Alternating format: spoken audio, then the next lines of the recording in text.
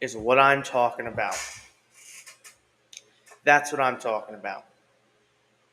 The last few days were cute.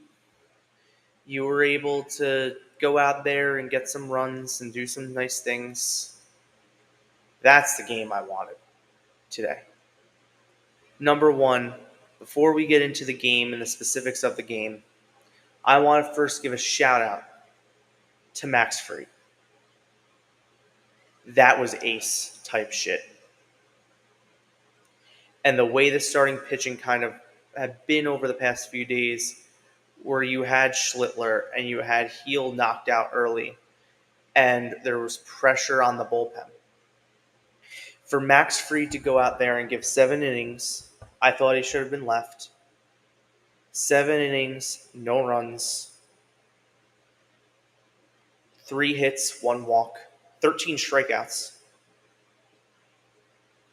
and looked dominant. I was covering an event at my campus, and I walked into my room right after the Rosario double. So I got to watch Max's whole performance, which I'm privileged to have watched Max's whole performance tonight. It was that great. So I walked in right after the strikeout. I mean, the double by Rosario, and then it was the fly out of Grisham. And I, I was talking to my dad, and he's just dropping in curveballs. I'm like, man, his breaking stuff is on today. Now, I'll preface with this. While baseball has not seen a no-hitter yet this season. Max had no-hit stuff today, lost his no-hitter in the second inning, which I'm like, thank God. Because I think in a game like this, you don't want that stress to make every pitch matter. He got a big lead. He got a 2-run lead, and I said to myself, I'm like, 2 runs should be enough. Like, this is your ace. Sometimes in the postseason, you're not seeing pitchers like Zebby Matthews, Ty Bradley, Cade Povich, right? Those are the past 3 starting pitchers the Yanks have seen. Now, they got to Povich for 3.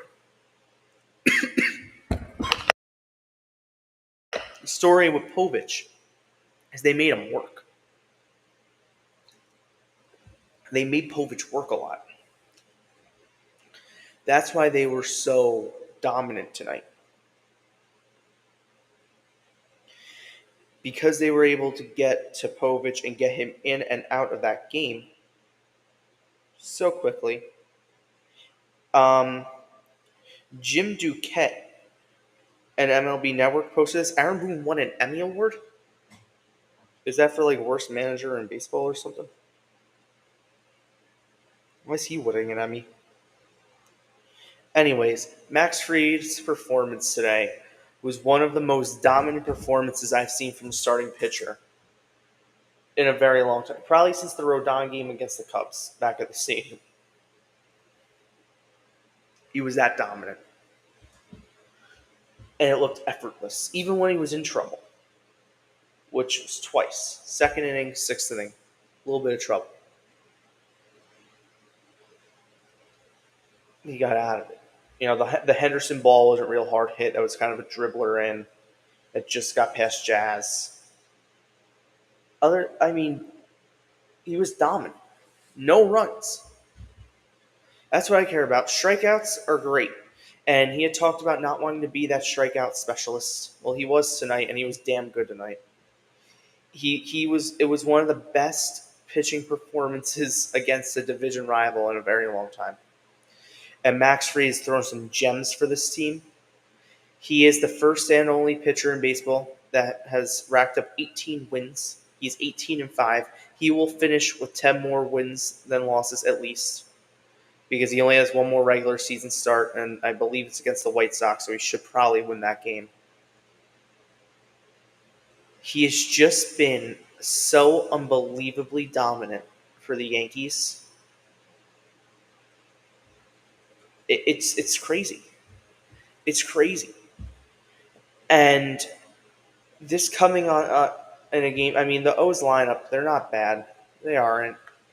They're kind of a middle of the road offense. Their pitching is what sucked. They brought in a guy named McIver. or McChaser or something like that. Like some scrub. McDermott. Why did I think it was like McClusker was the guy from Minnesota. That's why. McDermott. A third of an inning pitched, 3 walks, 4 earned, 2 hits. This it was the single down the line by Goldie. It was double in the gap by Stanton. And then you had with that the judge ball that was ticketed for the gap and was robbed. You had that. There's a follow on X and on socials called catch probability, and it's like an AI generated thing that generates the catch probability of balls. I like to go off of that for some of the stats that I use, and that had a 13% catch probability and like over an 800 batting average. So here's Boone. Okay, I agree. Best changeup he's had all year. He was really good from depth. He had swing and miss and with and all that crap. His stuff was good. He's in control, all that stuff. And which he was. Freed was great. Let's get to the offense. Ahmed Rosario is awesome against the left-handed hitter. What you got to give Cashman flowers a little bit, guys. He gets a lot of flack, a lot, because there have been moves he's made that haven't worked, and that's Devin Williams. I think that as much as we all hate him, I think the jury's still out on Devin Williams. I do. The reason I think the jury's still out on Devin Williams is because if he comes up clutch over the next week, and then in the playoffs, and is pitching big innings for you, then you and pitches this team to the pennant or a championship, hopefully, you can't say that was a failure of a trade if he pitches you to a pennant or a championship. Now, if he comes in and blows a couple games in the playoffs, then you can critique a little bit. But even you can't. Same with Camilo. Camilo's stuff looked really good yesterday and has looked really good over the past few outings. I've liked what I've seen from him. If he can be pitching that way for the Yankees in a setup, man, all of a sudden this team, that bullpen's looking good now. The bullpen got a day off. Paul Blackburn, who I've said I think should get more run in that bullpen because his stuff has looked a lot better as of late. His stuff looked great tonight. Paul Blackburn pitched really well today. Really well. Allowed the one walk that was it was a close pitch and it had been called tonight. It was called on Volpe before the game got out of hand. And I feel like Blue should have just given him the call. Those weren't coming back. But he was able to get out of it. You know, John Schmaltz couldn't have been more depressed that the Yankees had won this game. I'm shocked Ken Rosenthal didn't push Boone over in the dugout when they were doing the interview, or Mansolino. And it's just another example. And the Yankees won this game. They scored 7 runs and had 0 home runs. Now, with all the good comes bad. There were 2 plays in this game I didn't like from Yankee hitters. One, the Caballero steal. Yeah, that's not the spot. That was an ugly pickoff. And the Jazz one going to third. Ugly. Positive. Anthony Volpe continues some hot hitting. I know he only had 1 hit today. He should have walked his first plate appearance. I believe that was the second inning. He got robbed of a walk on a pitch that was very low. And will reflect, I'm sure, in the score report tomorrow. That pitch was beyond low. I mean, it was closer to being in the dirt than it was a strike. Come on. I mean, what are we doing? Right? That was Volpe's second inning. Then he had the double. Then he had a ground out in a strikeout looking. The strikeout looking was another great at bat. He worked it 3-2 and struck out a pitch in the middle. But once again, he had a hit, a double, booming double in the gap, hustle double in the gap, which is what you want to see. You want to see him run and make things happen, right? That was one of the things they fed to us was that this kid can run and he got some speed. Well, he made his speed work tonight. And going back to yesterday, he had he didn't play yesterday. Going back to the day before, he also had a double. So back to back games played for Volpe with extra base hits. You'll love to see it. Then he went and stole third. So you had a runner on third with nobody out, and you automatically put Kapovic in a jam where he had to really pitch well and didn't to get out of the jam. He didn't get out of the jam. Because then Cavallero walks. He's scrappy. And he starts jumping and doing his thing. Cavallero was on base all but once today. And the game was over. The at bat, he wasn't on base. 2 walks and a single. So he's dancing, doing his thing. Then Wells dumps one. He was on base 3 times today as well. Austin Wells was. He was only retired once, second inning, on a 4-3 ground out. He had a single, 2 singles, and a walk. Love to see it. Wells has looked good. Bottom line is they got contributions from the bottom of the lineup because Bellinger, I don't think had a hit today, but he did walk and score the game's first run, or second run, I guess, because he was the trail runner. No, he did not, but he had two walks. Judge was on base twice, did not have a hit, struck out twice, and had the sac fly. That once again should have been a double, but that wasn't it. Goldschmidt continues to be sort of productive. He was on base twice today, 2 singles, came around to score on both of them. Stanton was pinch hit for Dominguez. I'm thinking it was Jason Dominguez. I'm thinking it was because the game was over, because Judge was then replaced defensively. Grisham walked. Everyone was on base today. Looks like everyone was on base today. You'd like to see that. All the starters, I should say. And a lot of guys were on base multiple times. I mean, they really did a good job today. As for the Orioles, one hitter in the Orioles lineup did not strike out today. It was Gunnar Henderson, who continues to be a pain in the ass of the Yankees. Did have a single. That was a chopper that shouldn't have gotten through. But Gunnar continues to be a pain in the dick. Other than that, the Orioles had 3 innings where they had a base runner on, and 2 of them they had multiple on, and couldn't do anything. That just speaks the dominance of Fried. I don't want to say the dominance of Blackburn because I don't truly believe he's dominant, but he was great today. And it's kind of one of those games that you need every once in a while, right? I'm sure Aaron Boone is thrilled tonight that his guys back there got the night off. You look at this now. Bednar's had 2 nights off. Weaver had today off. Camilo had today off. They kind of needed this outing. I was thinking sitting here, before the game got really out of hand, like, man, who do they have available tonight? And Fried's pitch count was relatively low. I'm like, I'd let him finish. Like, I'd let him go and maybe 8 and just hand the ball to David Bednar. Obviously, they didn't have to go that route because of the offense, but Timmy Hill was probably in play, but there weren't a lot of lefties in their lineup, so that probably wouldn't have worked. Other than that, I mean, there's not much more to talk about. Offense got some runs off some scrub pitching.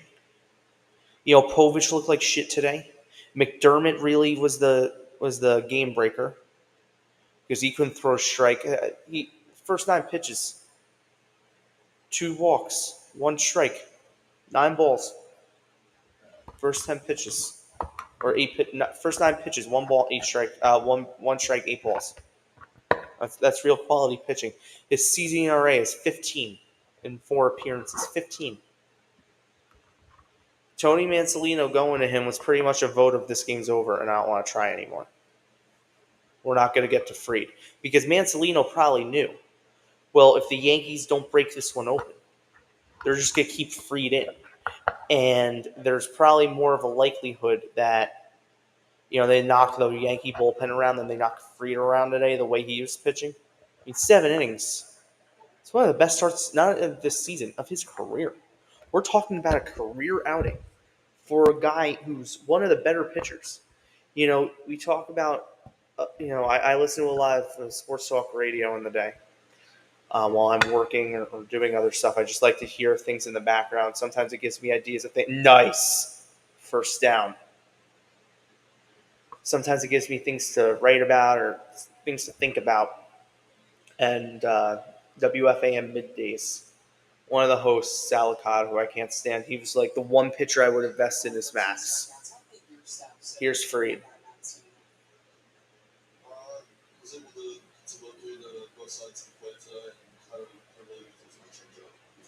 He he liked his changeup and was able to work from both sides of the plate. Yes, Network has the stat up. I just think it's so ironic. Freed is the first Yankee pitcher with 13 strikeouts and 0 runs allowed since Garrett Cole on April 6, 2021 against the Baltimore Orioles. You also have to remember some context to that. The Orioles lost 100 games that year. I think. I think they lost 100. I can check. I don't feel like checking. Anyway, Max was dominant and looked like an ace, and you're going to get performances where he stinks. You're going to get performances like that. He had a performance on Saturday where he was good because of his stuff, but labored. Today was effortless. He was mowing them down. The O's lineup is pretty good. Listen to Michael K every once in a while.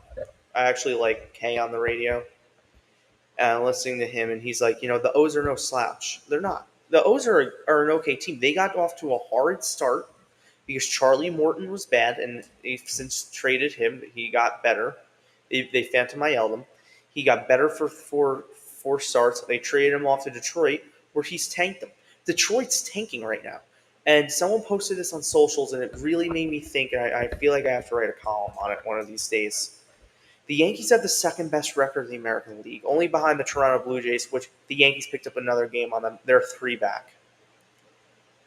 This division ain't over. This division is not over. If you're telling me the Cleveland Indians can win their division, if you're telling me the Indians can win their division, they're 2.5 back of Detroit, and I believe they do have some games to play, so that aids in it. I mean, the Cleveland swept Detroit today, and Tariq Skubal started the game. I think Tariq Skubal took a no decision, and the bullpen came in and blew it. Big Christmas had a big home run.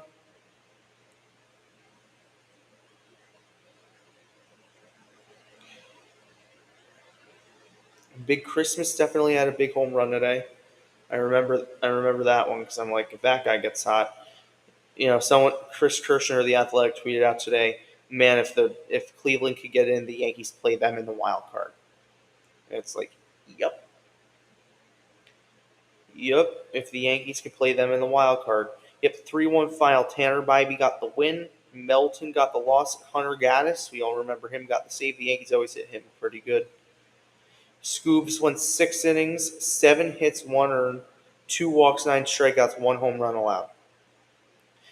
That's one of those starts for Tariq where if he's facing a lineup like the Yankees, he probably dominates them. Let's be honest. But if he's having a start where his stuff is eminently hittable, the Yankee lineup is powerful enough against a lefty, where you're going to have Rosario, you're going to have Austin Slater, you're going to have Caballero, most likely, because he's pesky, can make things happen. And Taylor Rogers, their primary catcher for Scoobs, isn't really that great. That division's all of a sudden interesting. Cleveland's 81-71. Detroit is 85-68. The Yankees are 86-67. They have passed them. They are 3 back, and they are 3 up on Boston. More importantly, 3 up on Boston. Boston now owns the last wild card.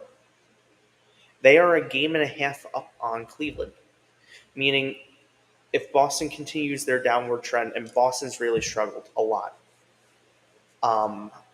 I do listen to Boston radio sometimes, and I'll see their YouTube clips, and I'll click on and listen to a bit, and they're freaking out up there right now. I listened before the Yankee series. I listened after the Yankee series. They're freaking out a bit up there. They're a little unsure. They think the team is tight. They think Cora is managing scared, and all things are true. And if Boston, falls out of this, that's going to be one of the bigger collapses. They had a real good lead. Boston's collapsing. The Mets won a big one today, a big series against San Diego. You know, After Manny showed them yesterday that they play in Slam Diego, the Mets really were good today. And that's the kind of performance that you can see them having in a postseason. Jonah Tong pitches a good outing, bullpen comes in, looks okay. Mets put up a couple big runs, 6-1 final. This is a game I could see the Yankees having in the postseason. Max Fried dominant through 7 innings, bullpen locks down, offense puts up a couple runs, maybe not 7, maybe more like 3 or 4. 3-0, 3-1, 4-1, 4-0 win. It's a game I could see. Tomorrow it will be Carlos Rodon opposing, I believe, Tomoyuki Sagano. Right, first pitch will be 7:05. They are back on Yes Network. Another thing before I close out, a lot of you guys probably, Rodon. Oh wait, no, sorry, I'm wrong. It's Will Warren against Trevor Rogers. Trevor Rogers is their ace, so that's going to be a tough one for the Yankees. All right, he's going to be good. It's not going to be a laugher. If they win that game, it's because the O's bullpen isn't good. Trevor Rogers is really good. Luke Weaver was on John Heyman's podcast. I did listen to most of it last night. He did make a comment that if you want him to come back, you should like. He was kind of talking like, I'll cherish this place forever. This place will always hold a place in my heart, but I don't want the story to end. Meaning he doesn't want the story of being a Yankee to end. And I from what I've heard, the Yankees don't want the story of him to end. So I can totally see them coming together on a deal. He was talking a lot about his struggles. And it seems to be a lot mentally with him. And he really went. I encourage everyone to listen to it. I'm not going to be Luke Weaver's mouthpiece. I encourage everyone to go listen to it.